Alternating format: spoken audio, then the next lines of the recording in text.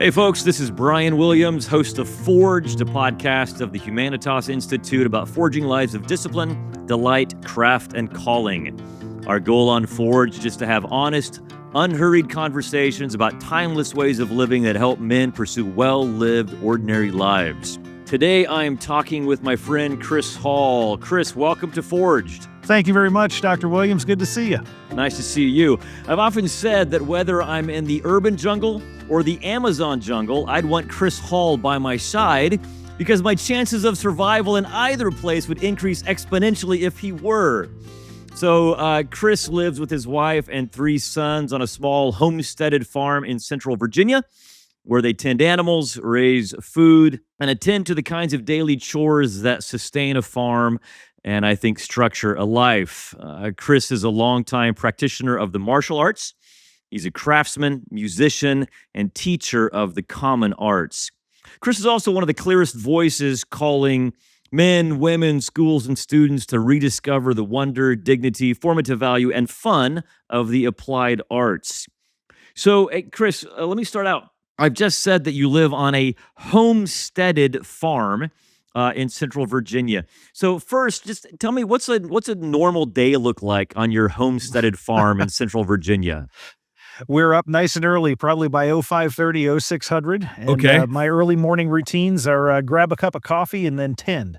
I go out and take care of the animals that are around, make sure everything is good and secure. And by the time I get back from that, the boys are usually getting up and getting their breakfasts. And Okay. then it's off to the teaching and learning day. I'm pretty much in addition to running a business here and doing some consulting with all his learning education, I'm a pretty much full-time teacher, online, in person.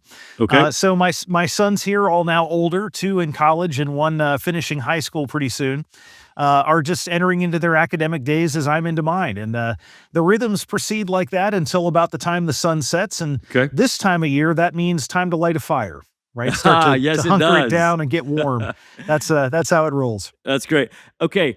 So what kind of animals are you tending? You get up at 05:30 and you go out, and what kind of critters are out there?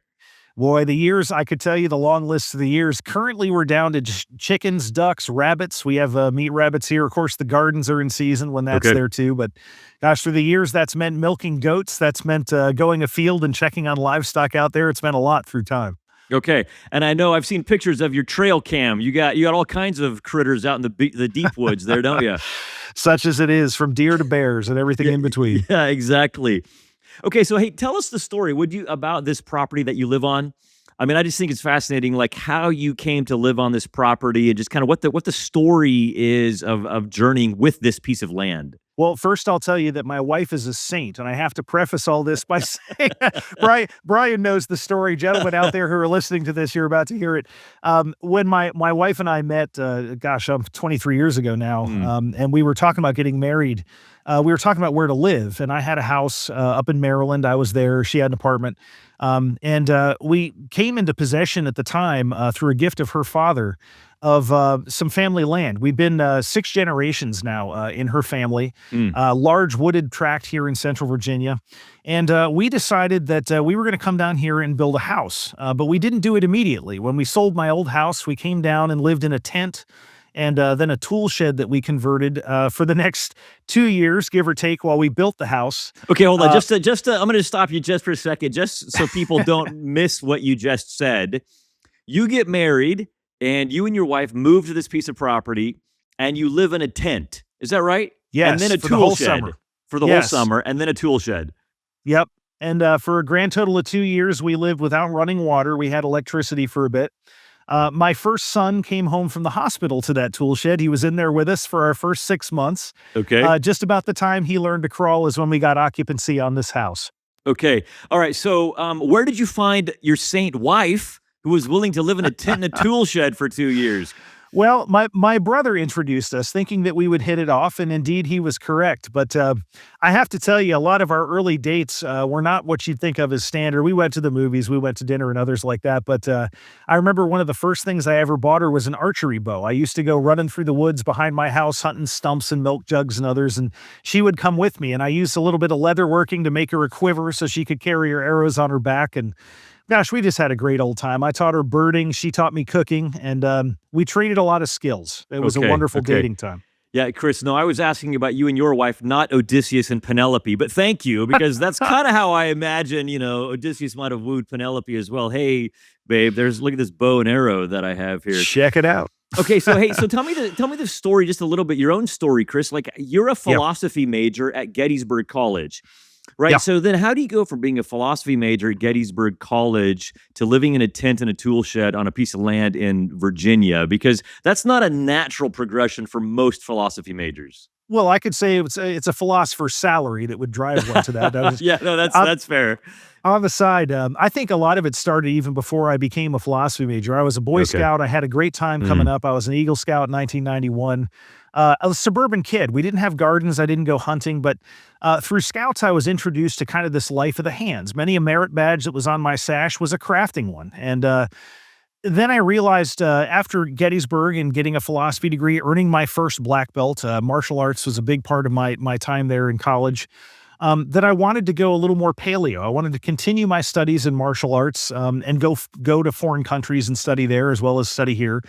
And I wanted to go learn tracking, right? Really the ancestral and paleo skills of that. And I apprenticed for a while under guys like Tom Brown Jr. and just a number of great Okay. trackers in the 90s who were building their skills. And that's where I kind of made my first connections with this. But I say that the flip side of this, Brian, is the classroom. When I was in the classroom, and I tell the story in my book, Common Arts Education, the first classes I encountered, my kids just had a huge deficit of natural knowledge and knowledge of the hands. I was teaching in an urban environment. I had kids in there who didn't even know that tomatoes grew on plants. They thought they grew inside those little styrofoam packages with plastic wrap on the top. And later on, in a very kind of high-end, affluent college prep school, I discovered that my kids couldn't use scissors or glue or other things in seventh and eighth grade. And I thought, we're really just impoverished with these skills of Mhm. the hands that I just take for granted, right? It's been something that's been part of my life since I was a Yeah. kid. And I really wanted to bring that back. I know some kids who lived a very good life of the mind, but almost no life of the hands, but maybe a life of the thumbs, right? They use a lot of this. Yeah, Uh, sure. but they just missed out on the others. And I thought, if you don't know what these are and you don't have a deep connection with the abiding givenness of Mhm. reality, Mhm. it's going to be really hard for you in the grand scheme of things to make good decisions, be wise, and do things that are just basic to our survival in the world, Yeah, much less okay. thriving. So for you, was the move did you move towards this being in the classroom? Was that what the impetus was when you started, like, pursuing tracking? I mean, were you already teaching when you said, I wanna know this more because my students don't? Or did you come to the classroom after doing some of that tracking? I came to the classroom slightly after. When I first got Okay. out of college, I used my philosophy degree and my Japanese minor to sell gym equipment. That was my Okay. first job Yep. out of there, and I was a bouncer. I was doing some security work there for a bit. So really, it came later. Once I realized what the kids in the classroom both had and did not have, that really drove me to take a lot of those things from my own training, my own environment, and bring it back. But Brian, I got to tell you, I was not fully prepared for it. There were things I still had to learn, and that set me on a continuous learning path. I would say that it was both motivation and motivated to serve those kids Yeah. well. Yeah, so Chris, I wanna follow with something you just said. Can I you said Yeah.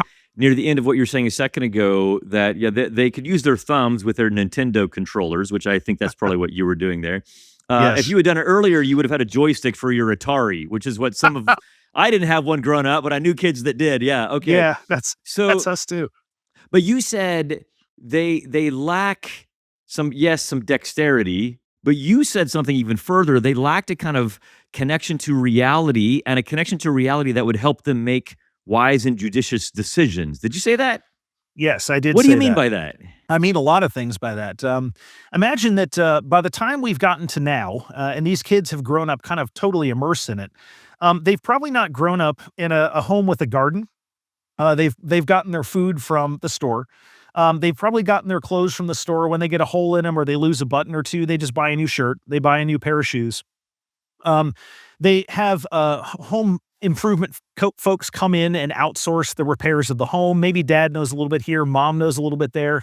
But most of the time, we just pay other people for these skills, these resources. And we've developed an economy that's like that. That's not a Hmm. bad thing in and of itself. We have a lot of skills to trade. It's wonderful. And we have wealth enough to do it. But if we don't do those things ourselves, even just a little bit, maybe making a little bit of food, maybe cooking our own food, maybe learning how to heal, tying a few basic knots, just a few things like that, it tends to disconnect us from that givenness. We only outsource. And when we don't know the fundamental realities underneath those, the things that make them go, when those structures go away, we not only can't thrive, it's harder to survive. Many of us Mm. would just simply not know what to do. Find our way around. Think about navigation and GPS. Here's another Oh, great example. yeah. Many a kid does not know how to use a paper map, and they use GPS. Adults use GPS, but they don't remember the route because GPS is telling them the whole way. I outsource my memory. It, So why would I remember yes, that? Because I have GPS. That's right. bingo. And boy, have we gone into that the last few years. Think about That's right. one of the challenges of generative AI. I mean, we have so many Yeah. students using that and adults using it that we're losing some really fundamental things unless we make a conscious effort to bring them back. So is that your concern? A kind of widespread global de-skilling of the human race?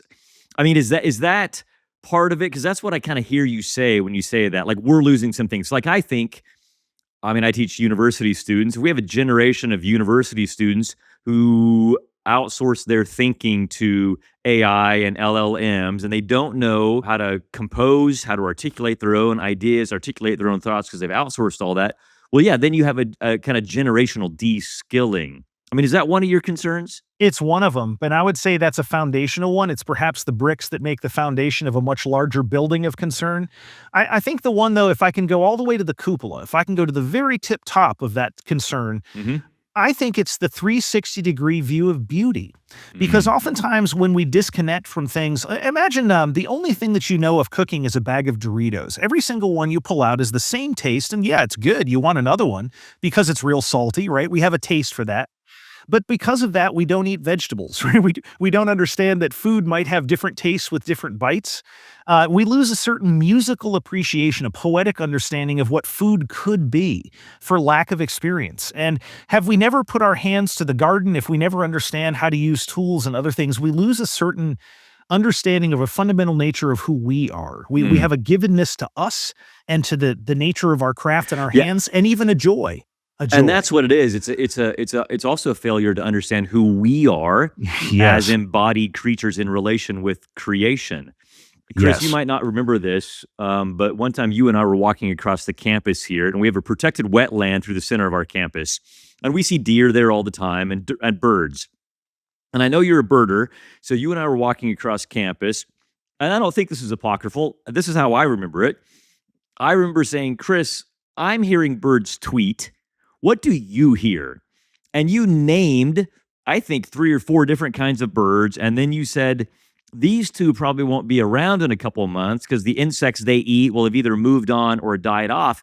And I immediately thought, wow, the world of birds is familiar to Chris in a way it's still foreign to me. And Mm. I feel detached from the world of birds in a way that I'm sure you feel like a participant almost in the world of birds. Yeah, in many ways. But the funny thing is, the birds nonetheless retain a tremendous amount of mystery. It's Hmm. joy to hear them at every single level. The level you hear, the level I hear, but I still can't tell all their little stories. And those are Yeah. the wonders about these things. The arts that we could get into here just have no ends. It's lifetime learning, if ever there was. Yeah. Okay. So Chris, what kind of common arts have you pursued in your own life? I know you've been doing this for a long time, and you do this very intentionally in a way that a lot of us haven't, and a lot of our listeners won't have done. But what do you think of the you're a master of, or a pursuit in a serious way? Master is a title that's always given by others, so I I would know let that you were others going to speak for balk it. at that. Yeah, but what kind of arts have you pursued? Let me put it this way. Of all the arts, I would say I tend to think of them as white belt, green belt, brown belt, black belt, right? White belt's a Okay. total beginner. Green belt is I've got a little bit of time, right? I know what's in. Brown belt, that's pretty experienced. There's some bark on that tree. Black belt is I know enough to really be dangerous and to get going at the same Hmm. time, right? Maybe that's it. I would say that the ones that have been with me the longest are probably the arts of armament and hunting. And by that, I mean martial arts, but also strategy and tactics. I've been a chess player and a game of strategy player since I was a kid. I've just always enjoyed it. Tracking is part of that. Hunting, which I do for food for the table, but also for the joy of wildlife photography. We Yeah. can hunt with different optics. It all depends on if you want to put it on the table or not. I would say navigation's been another one for me. I was an orienteer for a long while with backpacking. Metalworking, brewing, those kind of cooking things. My wife laughs because she is a pit boss, my wife. You put her in a smoker, anything good is gonna come off of that. But she says, "My artistic medium for cooking is yeast. I do bread and I do beer," right? There it is. And Hey, no bad meads and thing others. right there. You can go a long ways Yeah. with bread and beer. I agree. The ancients thought so too. There was a great way there. But I would say too, if I can kind of riff into this, I would say that the last 4 years I've actually become somewhat of a brown belt, maybe even a black belt in the amateur radio operating world. That's I'm- right. I'm- I have a call sign, Whiskey Romeo 5, Whiskey Delta. I'm an amateur extra class operator. And I started with that about 5 years ago when the pandemic started from nothing. But I built up now to the highest license class and doing awards and contesting, which is a lot of fun. And that's a common art too, but not quite like cooking or Yeah. agriculture. It's a second order. It's one that's built within man-made systems. Tell us what is ham radio? Ham radio or amateur radio is amateur operators can get a license from the FCC to broadcast. And above a certain threshold, about 5 watts for most bands, you simply can't without a license. We want to control those bands to keep everybody from doing it.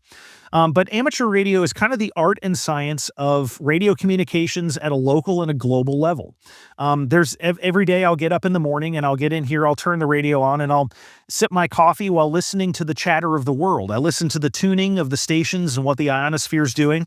And if I get a chance, I'll get on the Morse code key and send out some things, or I'll get on the phone and talk to some people out there, maybe half a world away, just as the day starts, and trade news and information, how you doing, and maybe what's going on in your part of the world. I find it's just a joyful experience. Okay, as you listen, and I quote, to what the ionosphere is doing, what does that mean?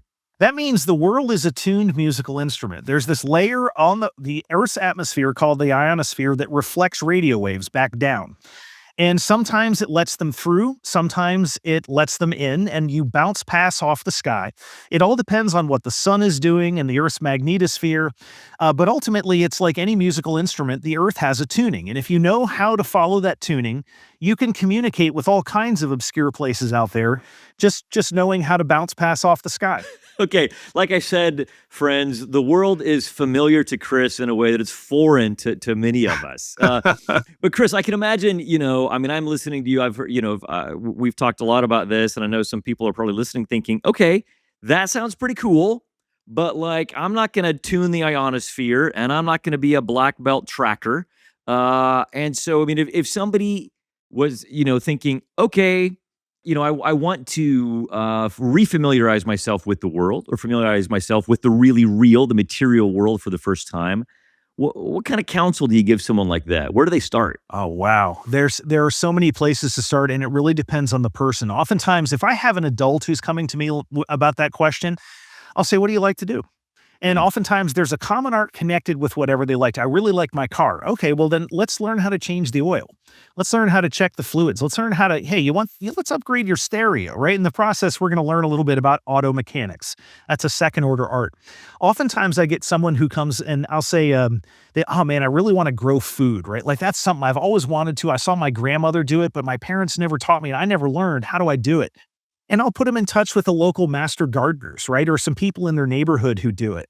But oftentimes the reinterest there just comes with something as simple as, what do you love to do already? And let's find something in the common arts that's low-hanging fruit. It's an easy place to get in. Here's a good one for anyone. Can you tell the directions by the sun? If you think about it, the sun rises in the east, it sets in the west, so anything 90 degrees offset to that arc is north and south. And you can tell by where the sun is in the sky what time of day it is. It's always high in the sky at noon, even in the winter. And it's lower in the sky towards the times of day. You can tell by the motion of the sun, the moon, the stars, what time it is, what month it is.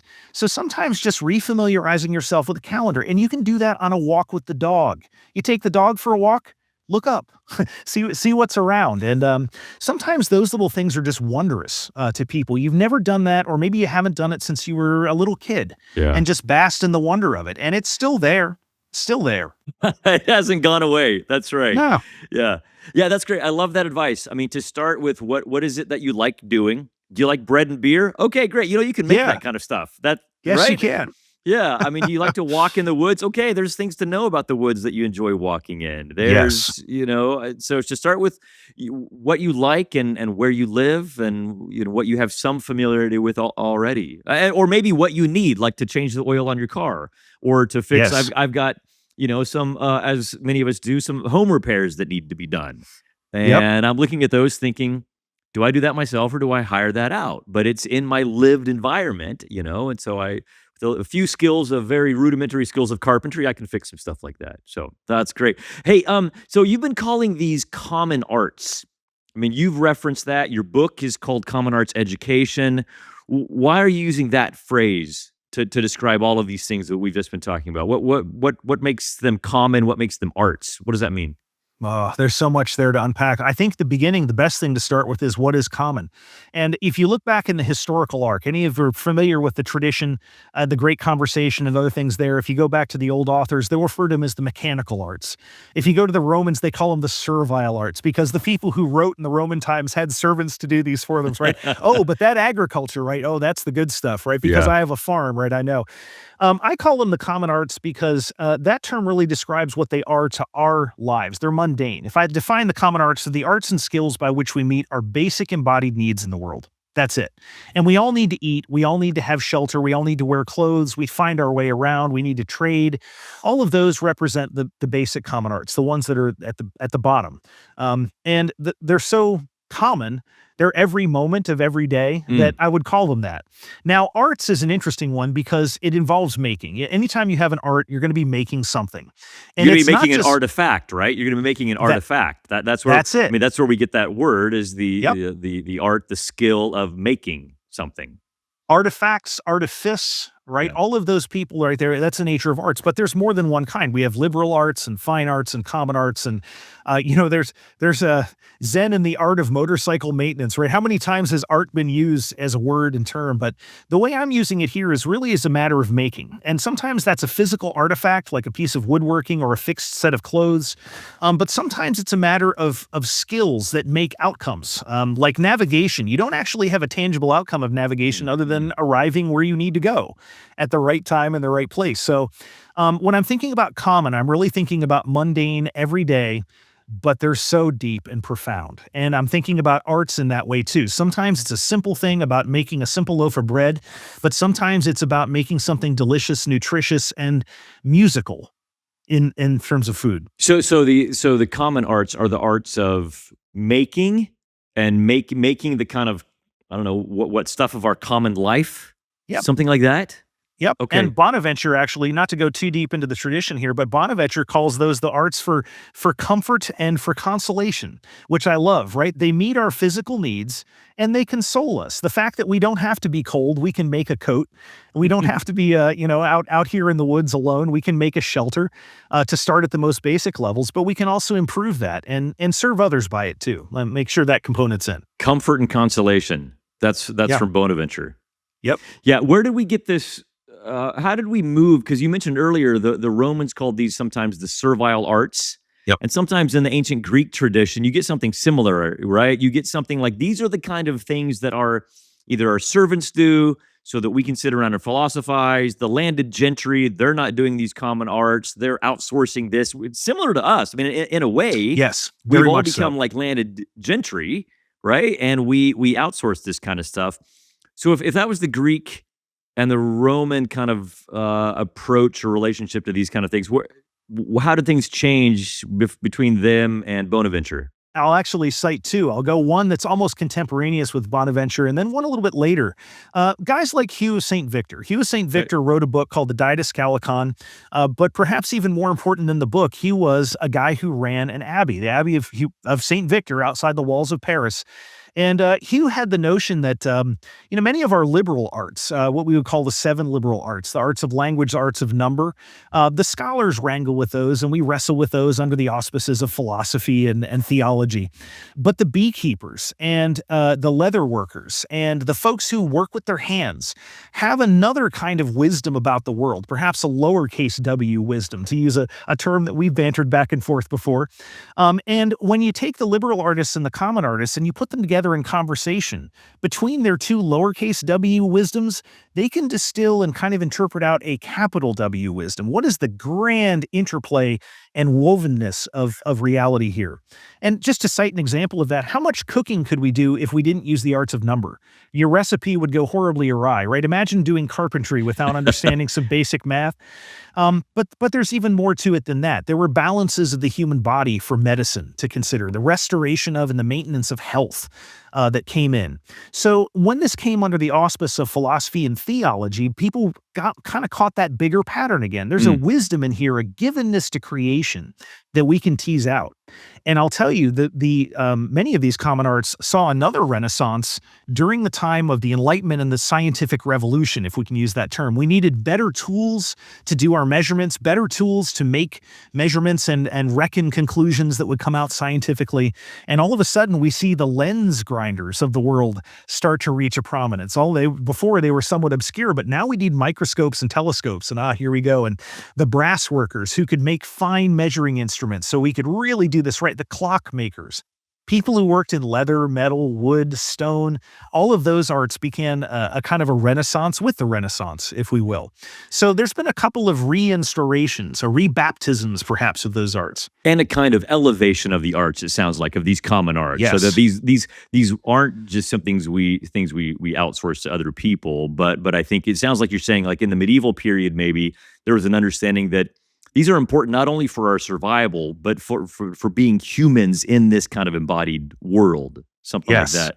Okay, Yes. so question here: if there was this revival of these in the medieval period with Hugh and Bonaventure, and then there was a revival of them during the Renaissance and a revival of them during the Enlightenment for various reasons, why do none of us know how to do them? I mean, where did we fall out? Where did we lose these these common arts? When did that happen?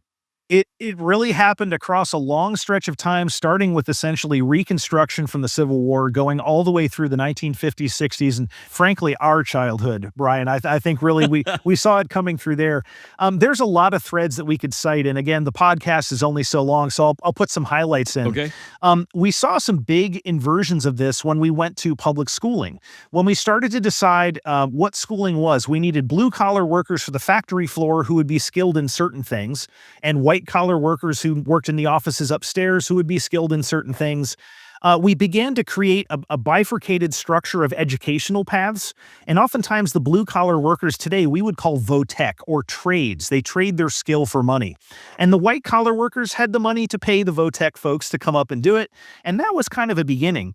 But the other was the GI Bill. After World War II, we came back and many people decided it was time to go to college. GI Bill was going to foot that, and we did. And we had very quickly within that the rise of the American dream, of the small home and the car and the postage and the television set, right? We saw a number of things coming in. And to support the American dream like that and the rise of suburbia, we had supply chains. We had grocery stores. The Victory Garden of World War II gave way to the local grocery store where we could just go buy that stuff there. And you remember back in the 50s and 60s, dads did a lot of home repairs. But by the time we got to the 90s and the 2000s, Lowe's and Home Depot were making videos for dads on how to use a screwdriver and a hammer. We just kind of lost touch with those skills as we outsourced them continually. We've had just a kind of a generational slide.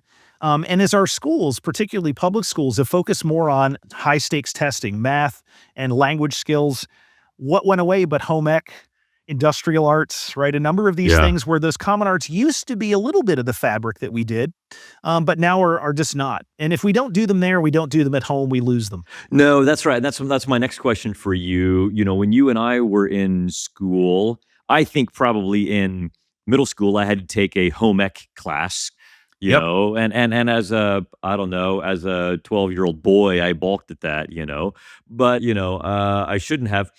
But when I got into high school, then we did have vo-tech, but you had that bifurcation of students, and your vo-tech students, at least where I was, were often students who didn't see themselves as pursuing any kind of academic path, or they just didn't want to. They wanted to go, make stuff or beat stuff up. So there wasn't much of an integration other than the vo-tech teachers shared a common parking lot with the normal high school or the other high school teachers, right? Yes.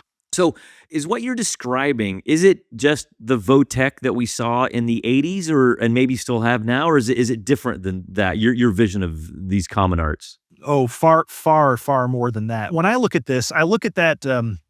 Votech has really kind of been sold to us in terms of utility, right? The utility of those skills to participate in an economy. And if you look at the two goals for the United States Department of Education, it's essentially equal access and economic opportunity, That's right? right. We have built our schools to make this happen. What I'm talking about is the rest of life outside of those schools, all the things that we aspired to while we were daydreaming in the middle of it, right there it was. That's right. And I will tell you that when I'm talking about the common arts, I'm talking about thriving at home. I'm talking about making a homestead that has good cooking in it, nutritional food. It has repairs that can be made to it. It's got a certain perspective on the world that allows us to not only value the people that do vo-tech, right? I love Yeah. talking to the trades guys that come here and do the work that I can't do because I get to learn from them, but also that we just have an agency in the world. If we face a problem and we somehow can't get to the supply chains, do we have the skills to even sit at the foot of it or approach it? Yes. And if we do, then how can we solve that problem ourselves? It's just a little bit of ownership, but again, to come back to a theme from long ago, a connection with the givenness of Of the reality of world. creation. And that's the real thing right there. That's a thriving, not just a surviving. That's a thriving, isn't it? I mean, because Yes. we are embodied creatures, and I think we have bodies, and we flourish when our bodies function well. And so that's why I think it's important we use our bodies, because it's just kind of part of the nature of the human person to see this as a basic human good that we want to live into. Sometimes on the podcast here, I've described the idea of basic human goods, these kinds of things that are good for us as humans, just given the nature that we have, right? If I were a dog or a plant or something else, other things might be good for me, but given the nature that I have as a human, things like knowledge and friendship and health and play, these kinds of things are just good for me given my nature. And what you're Yes. describing a little bit is the pursuit of kind of embodied interaction with my world around me, which seems just like basically good. But boy, that's hard these days, Chris. We live virtual is. lives. I mean, It is. virtual reality is so passe even, but we've had that phrase for a long time. But We have. when we think about the number of hours we spend on screens, or even I spend on screens working, or certainly our students spend on screens, it's even harder than ever to pursue is. these kinds of things. So tell me about what this could look like in a school, right? Because again, Oh, like the school I went to, I did history and English and physics and chem and that kind of stuff, and anatomy and physiology, which was great fun and interacting with the world. But I didn't do vo-tech. And so it wasn't like these were integrated in any way, or that it was a no. given that you were coming up through school, you were going to learn some of these common arts. No, they were already off the priority list by the Yes. time that you and I went through school. Even here in our 30s, right? Right, Brian? I mean, Yeah, that's right. it's In our long gone. 30s. That's right, Chris. That's why I like you, Chris. We'll hide our salt and pepper for now. That's right. I think, just to circle back to that one, I think, again, by the time that we came through school, they were already kind of assumed that these were only things that were done at home. We're not going to spend our school time with it. So what does it look like to reclaim that for a school? Yeah. And I'm going to tell you, when I go and talk to teachers about this, the very first thing I hear is, oh, it's just one more thing. Like, how am I going to fit this in the day? And I said, no, you don't Yeah. get it. You got to think like an overhead projector. Chris, an you just overhead- dated yourself. You're definitely know. not 30. You just referenced I- an overhead projector. Chat GPT told me to say this, so Is that I'm going right? to go with that. Okay. An overhead projector was, for those of us who remember, one of the finest pieces of technology back in the classroom in the 80s and the 90s. It was a screen that had a lens at the top and a light bulb in it, and you turn the light on, and it would shine light up and on to a screen through that lens, and you'd write on transparencies, these sheets of kind of cellophane with special markers, And if you put them down on the glass stage and the light shone through them, that's what would show up there on the screen. Now, a lot of people think about their lesson plans as, oh, I got to teach something in, say, the liberal arts. So I'm going to write down my objectives. They put that on transparency, and that's the only thing to go on the screen. And I said, well, how about grabbing another transparency and thinking of those liberal arts there, where can the common arts help you find a meaningful lab for science or a meaningful set of math problems or explorations for math, a connection with literature, living history, and write those on another transparency, put it right on top, and you'll see the light shines through both. We don't have to think of them as separate or one other thing. You don't need to make common arts its own separate thing. The best is when it just blends right in with what you're doing. All right, give me an example of this and define Absolutely. for our listeners, Chris, the liberal arts. We've been defining the common arts. We've been Yes. saying the common arts. And if you say something like the fine arts or the performing arts, we think of painting. I'm looking at the art around my office right now. Yes, or which is beautiful. we think of music. So we understand the common arts maybe because of our conversation and the fine arts or performing arts. But when you say liberal arts, what do you mean? Okay, I can actually mean a couple of things there. Okay. One is the actual medieval definition of the liberal arts, Okay. which are the three arts of language, trivium, and that's the grammar, dialectic, or logic, and rhetoric, Okay. and the four arts of math, arithmetic, geometry, music, and astronomy, which is like cosmology. And we could go through a walk through those arts. I imagine you have a podcast on this one coming up Possibly. at some point in there. Possibly, I hope. But these are the arts that many of us just might think of, and maybe I'll use this meaning here, Okay. the academic arts, what we study in Okay. school. Got We it. learn how to read and write. We learn arithmetic. We learn history and science too. Those may, for modern listeners, fall under that auspice. And I guess we call them arts because they're skills that produce the artifact of knowledge or a skill of understanding or a skill of speaking or writing, something like that. Is that right? Is that That's fair? it. That's it. Okay. And let's bring the fine arts in on that too, because when you think about a fine art, we often think about visual arts, right? Beautiful paintings on Yep. the walls. We think about music, but it can also be performing an art so well that whoever is on the receiving end of it, it has that aesthetic experience. They encounter goodness, truth, and beauty in it. Mm. I guarantee you all of us have experienced that sitting at the foot of a good sculpture that was made by someone who really understood stoneworking, which is a common art. In order to get to that fine art level, they had to come right up through the common arts.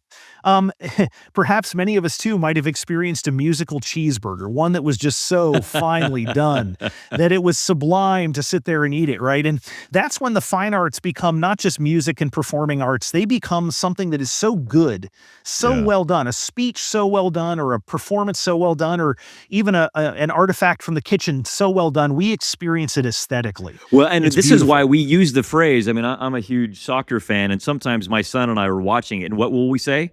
That was a beautiful play. That was a beautiful shot. That was a beautiful save. And what do we mean is there was some harmony that we saw there, such that we can't describe it any other way but using that kind of aesthetic language. Absolutely. So we're in my family, we're big William Morris fans, and so we often refer to things as useful and beautiful. Is that useful and beautiful? It might be useful but not beautiful. Could it be? Yes, as I grab my kind of hand-thrown coffee mug here that I drink from. So how do we get on this? What are you saying? I was asking about the liberal arts. And so we got the common arts. I think we understand the finer performing arts to some degree, but when you're saying liberal arts, there's the medieval understanding of the trivium and quadrivium, grammar, logic, and rhetoric, and then arithmetic, geometry, music, and astronomy. But you were saying that liberal arts are academic arts. We should think of them like that. That's Yeah, right.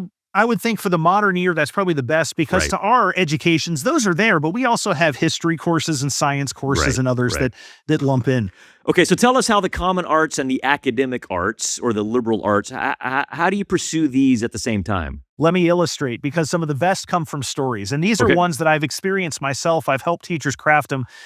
One great one was I had a group of second and third grade teachers back in brick and mortar school. They were looking to spice up their history curriculum. And I said, well, what do you have? And they had Virginia history of the colonists and Virginia history of the Native Americans. Native Americans in second grade, colonists in third. And I said, well, here's how you do it. You guys have a potlatch every year where they get together at Thanksgiving and they have food. We get together over a table table and we play the roles and we learn, how the others thought. And every year the second graders dress up as Indians and then Native Americans, and our third graders dress up as pilgrims. I said, why don't we grow the food for that? Why don't we grow some beans? Why don't we grow some squash? Why don't we grow some things that come to the table, and we'll cook the turkey right there. We'll do it in the courtyard. And so all of a sudden, the kids had a chance to get their hands on seeds, grow some crops late season. They started right at the end of the school year, so it'd be ready by November, some indoors, some outdoors. And all of a sudden, the kids came to the table, not just with an understanding of the history, but the living history behind the food. They understood what a gift that was, because they know when the colonists came in November, you aren't growing beans or squash anymore. You can't do it. Yeah. And so it was a living lesson that they got to eat and share and partake of that way.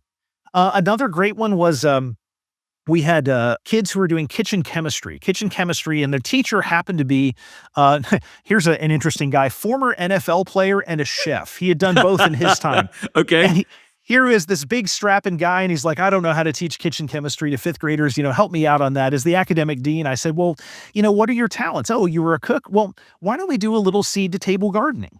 And you can teach kitchen chemistry through a little biology. And those kids had a garden space on campus. They grew quick to grow crops. We had cilantro, we had greens, we had others. He helped across the summer growing tomatoes. And what did they do but make things like salsa and spaghetti sauce? And through that, they learned about acids and bases, the effects of heating on what that did to the pH of solutions, and even the tastes. They learned all the kitchen chemistry that otherwise might have just been academic lessons and from the book, and go look up this article, and labs with pre-drawn conclusions. And then again, they got to eat their lab, right? In the end of it all, it was there. And that's just two stories out of many. It was taking the liberal arts goals, or the subject level goals, taking the common arts and putting the two transparencies together, shining light through them so that both are well learned and well earned. What's John Milton say about this? John Milton, author of Paradise Lost. Doesn't he have something about a tincture of delight, or a tincture of reality, or what's his line? His quote on this one, and this is from Of Education, right? John Milton's being asked, give us your ideal education. Milton's an old man now, and his friend asks him, give us an ideal education. Milton spells it out, and he says, let us give them such an education in these things that they shall not only not forget, but daily augment with delight. And Milton says, once you learn a little bit about trigonometry and a little bit about physics, go work with enginery, right? The guys who make siege engines was Milton's things, and fortifications. And, once you learn a little bit about mathematics and arithmetic, go find the apothecaries, find the hunters, the fowlers, the fishermen, and learn from them how these things express in the natural world. And you shall not only never forget, but daily augment with delight. Every time you see a bird, every time you see a fish, every time you see a basket woven a certain way, a crop in a garden, you remember. And you'll probably have more questions, which will lead you in great directions. This is Milton. That's great. Okay, thank you. I figured you'd remember it. I couldn't recall it off the top of my head. So Chris, this is interesting, because when I think, I was mentioning earlier, like some of us guys who we don't maybe have a craft or a common art that we've pursued, but some of us certainly have. I mean, I grew up in the Ozarks of southern Missouri, and my family all comes from Kansas, and these, my brothers-in-law and family members and uncles, they had common arts, but they felt detached from schools. Like they never would have thought they never would have thought they had something to offer students in a school. But if I'm like putting the pieces together here, it sounds like, you might have a teacher who doesn't have that a given common art, but man, you might have a dad in a school, or you might have an uncle in the school, or a grandfather who actually has a little bit of time and a common art to share. Have you seen that happen? Oh yeah, plenty. And in fact, I'll share another story on that. Ask the custodians, ask the secretaries, ask the people on the grounds crew. I have a great story about that, where I was teaching biology of plants, and I had a great unit going, and I realized that the custodian in our school was a ginseng hunter, right? This guy has been hunting sang since he was a little kid. He'd been up in the mountains, right? His daddy taught him how to do it, and he and I had great conversations about how to preserve food, because that's how he grew up. He gave me great advice and knowledge, and I traded. And I told him one day, I said, man, would you be willing to come in and teach my kids about ginseng, right? Come tell us how. He's like, no, I couldn't do that. That's like, that's a class. And I said, I'll help you with the teaching and the management. You just come tell them what you know.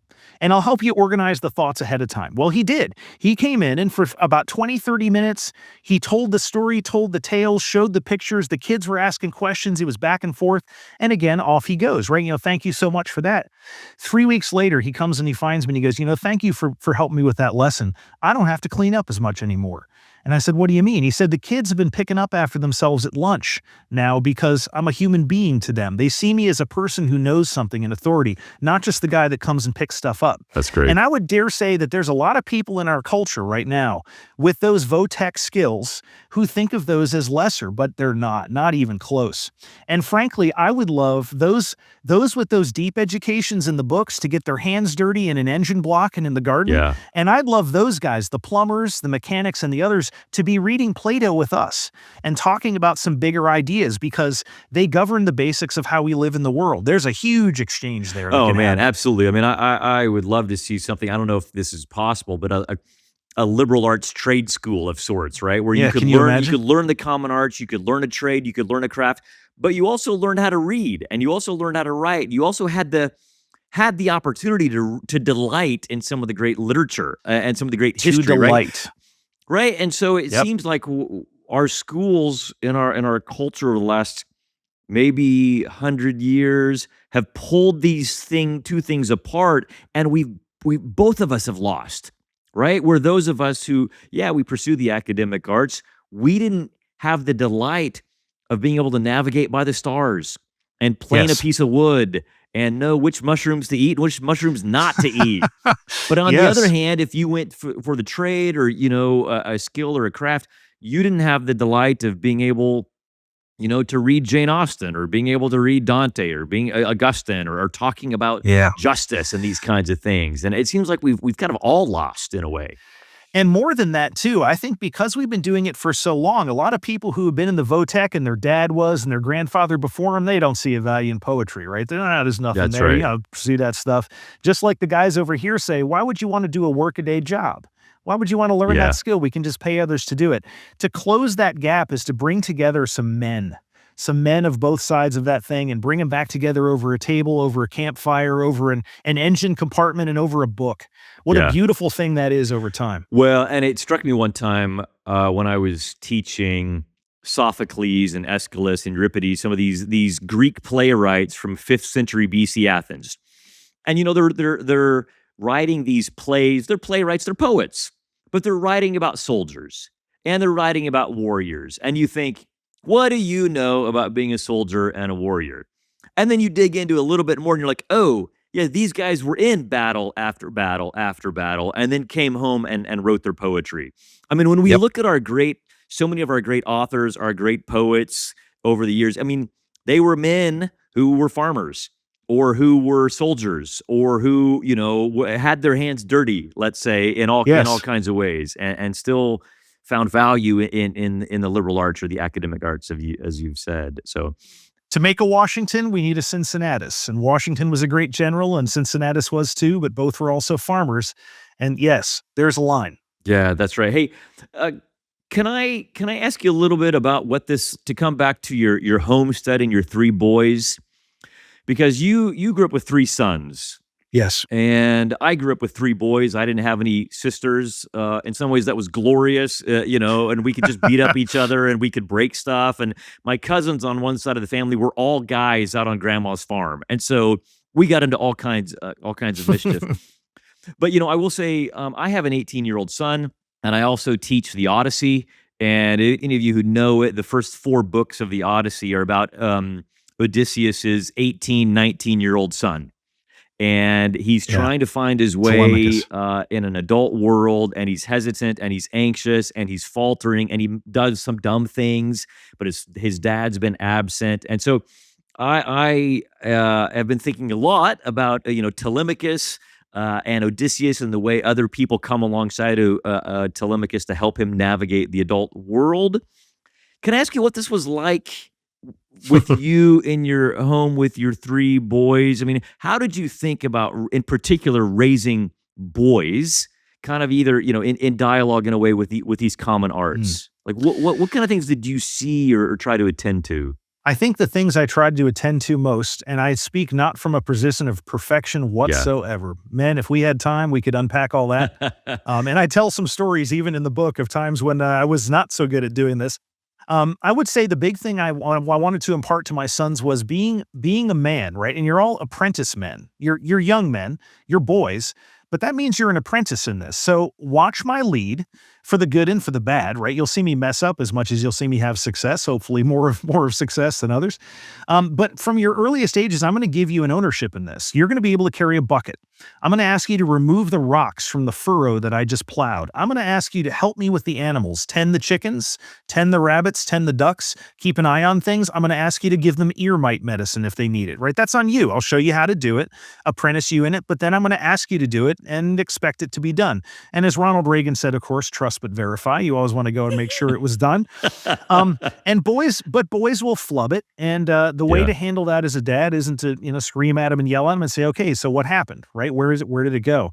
And there was a building of a process, not only of ownership of responsibility, but a culture of conversation. And I have to tell you, one of the finest things that came out of this is the laughter. We all have such a sense of humor because we've seen absurdities. We've dealt with ridiculous things. We've dealt with the frustrations of impossible tasks. And we have all fought together side by side, even by the time they're 18 and come to Yeah. leave home. But I realized too, just how much their childhood is really just a lifelong thing. Now they're fledging, they're going off in the world Yeah. to be men of Yeah. their own.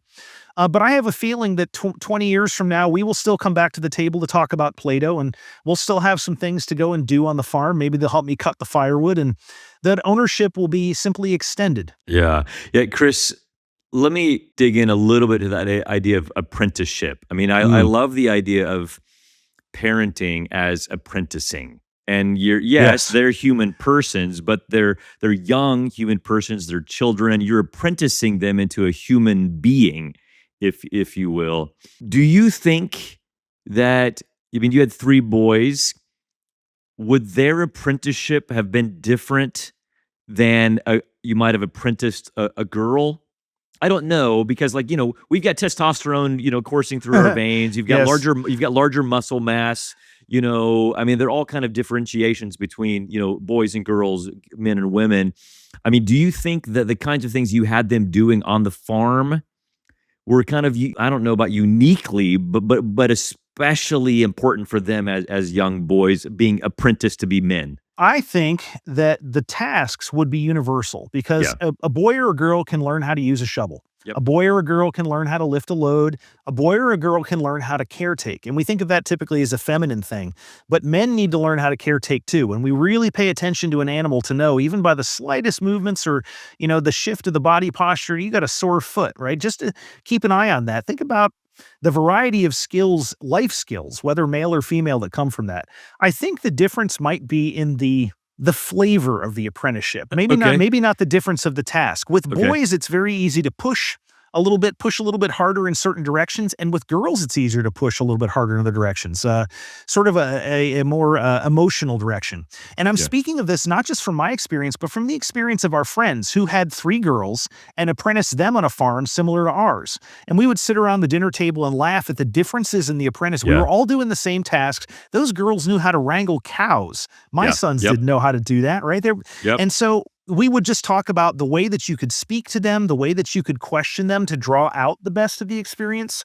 And that was certainly different. With boys, it was very and direct and but also wonderfully soft because each of my sons, I have to say, had a different apprenticeship. They all apprentice under me, Yeah. but each of them was different. And I knew when I could use a word like this or a word like that with each of them, and it Okay. wasn't all the same.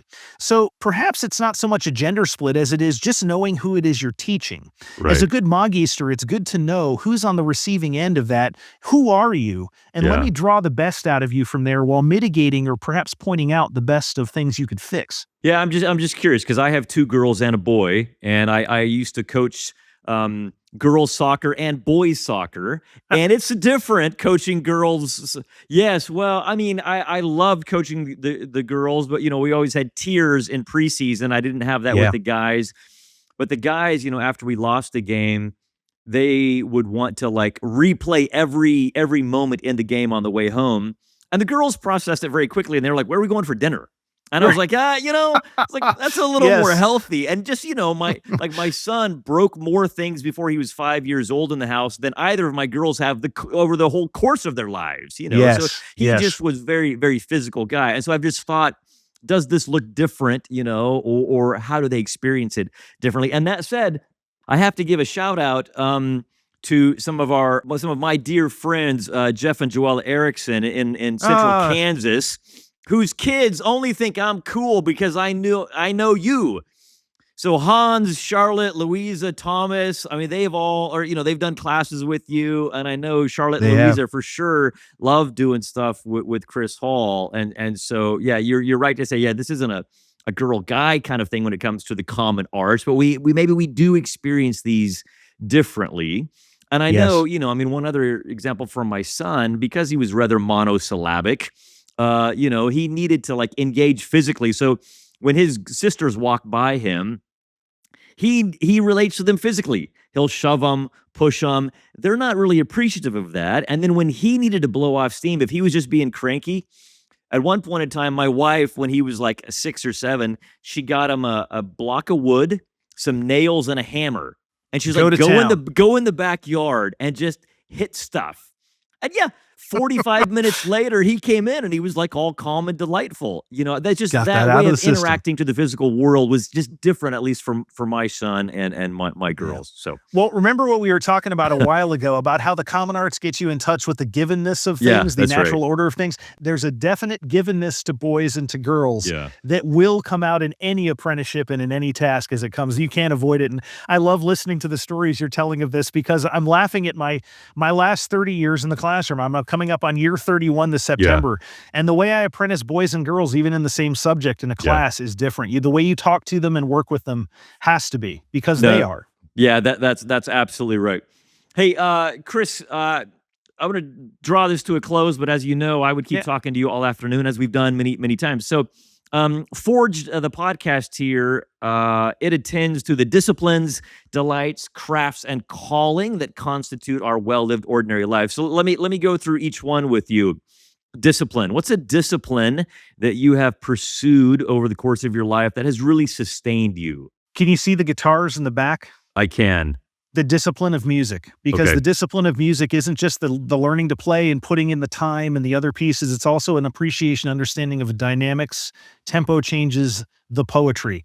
And I think that is a metaphor that I tend to use, whether it's on the Marshall field or in a classroom or even tending with kids. It's Yeah. just there. Music is a discipline that's been with me since I was 4, and it continues. Okay. Have you ever made musical instruments? Um, Not good ones. Let's say that my skills there are lacking yet, but we'll Okay, give it fine. time. Fine. Oh, wait, that's good. We found a common art that Chris Hall is still learning, still developing. That's great. Okay. No one wants to see me dance either, but go ahead. Yeah, fair enough. All right, so that's a discipline. What do you especially delight in, Chris Hall? Being in the woods. Being in the woods, whether it's tracking or being up in the hunting stand, just sitting and waiting. As Thoreau once said, sometimes fishing is about the fish and sometimes it isn't. And I think it's like that, going hunting and just spending that time fading back into it, letting nature come back to its baseline and essentially being at one with it, right? That's a very peaceful and delightful thing for me. Yeah, that's great. And I often ask people, have you pursued a craft? And I think the answer is yes, Yes. with you. And so maybe for you, is there a craft that you would still love to pick up that you haven't gosh. pursued yet? What couldn't? I think fine woodworking might be something that Okay. awaits me in the 50s and 60s. We'll see. Okay. But back to the first question, what do you think is a craft that you've really pursued and honed? And I will say, like, don't be shy, that you've really mastered. Yeah, I would. Yeah, again, mastery is a title given by others, but I would say at this point in my life, probably the associated arts of scoutcraft, of armament and hunting. Okay. Those that go in there. I've been a distance marksman, a competitive marksman, but also a tracker. I've spent a lot of time out there doing that. I love that. I would say navigation, probably brewing at this point too, as strange as that sounds. Those to me are just long-term delightful arts, Yeah. ones that I'll just continue to explore. That's great. And friends, this is why at the beginning I said whether I'm in the urban jungle or the Amazon jungle, I want Chris Hall next to me because he's also a black belt, as we've established. But so Chris, calling, when you think of your calling, sometimes calling and career are two different things, but when you Yes. think of my calling, what comes to mind? Or callings, I suppose, plural, but what comes to mind?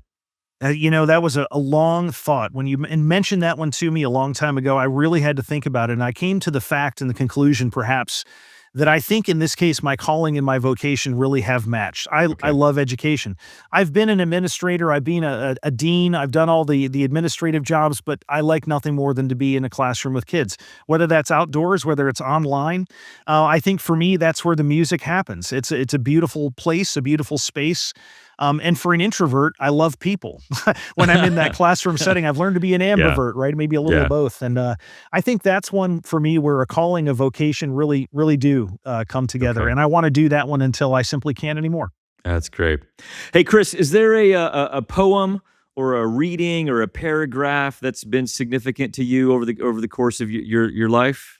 Yes, and, there were many actually I could pick, but the Yeah. one I might pick for today is actually out of Musashi's Book of Five Rings, the Gorin no Sho. Very famous book, and if you don't know Musashi's history, he was a famous samurai who went ronin after the Battle of Sekigahara in 1600s. His master was killed, which was a disgrace for him, so he kind of went forth, and had to fight duels and battles. He fought his first one at a very early age. I believe he was 14, to the death with another teenager who challenged him, an older teenager. And by the time he retired from dueling and studying the arts and worlding, he had fought 62 battles, life and death. He was only defeated once, and it was not to the death. He came back and defeated the other guy again. And gave him his life back. So Musashi was a very skilled warrior. He knew the arts of armament from the hilt of a sword to the fullness of battle. But he retired in his later years. He went to a monastery and said, "I'm done with the blood Mhm. arts. I'm here Mm. to reflect." And as part of his time in a monastery, he wrote. He wrote the Gorin no Sho, the Book of Five Rings, and it runs everything from the art of martial science to the art of human science across those scrolls. And I find in here a piece of advice that he gives everyone who would aspire, in his words in the book, in the martial crafts, but I find it pretty much aspires to all crafts. You could Okay. get it here. And here it is. I'm going to open this up and make sure I hit it right. These are the 9 admonishments from the Earth Scroll. First, think of what is right and true. He leads with that one. Second, practice and cultivate the science. 3, become acquainted with the arts. 4, know the principles of the crafts. 5, understand the harm and benefit in everything. 6, learn to see everything accurately. 7, become aware of what is not obvious. 8, be careful, even in small matters. And 9, my personal favorite, which my sons hate because I say it whenever they're playing video games, do not do anything useless. And the definition of that may vary, but I find tremendous wisdom in those 9 points, from an ancient swordsman to a Mm. modern woodworker to a teacher to a Mm. father seeking to own the craft of his fatherhood. Mm. There are so many wonderful things in there. I find my husband work in there too. So many wonderful things could come down to that list. And Become there you have it. aware of what is not obvious, husbands. And be Yeah, careful in even small matters. that's Yes, right. That's wonderful, Chris. When did you first read this? When did this first, resonate with you?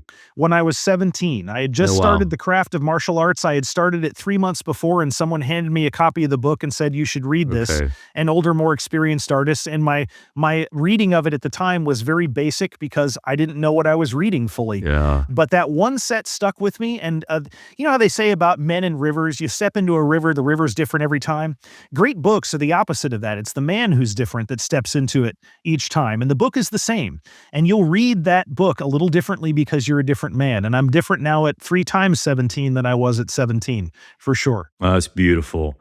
Well, thank you, Chris Hall, for giving us your time this afternoon. And hey, My pleasure. so what would this remind us again? The excerpt you just read for us. Where did that come from? From Miyamoto Musashi's Book of Five Rings, the Gorin no Sho is the Japanese name of that one. Okay, and what is the book? We've referenced your book several times. Give us the name of Hmm. that. Common Arts Education through Classical Academic Press. Common Arts Education is that book. And it's essentially a handbook for teachers, parents who are homeschooling to integrate the common arts into your instruction.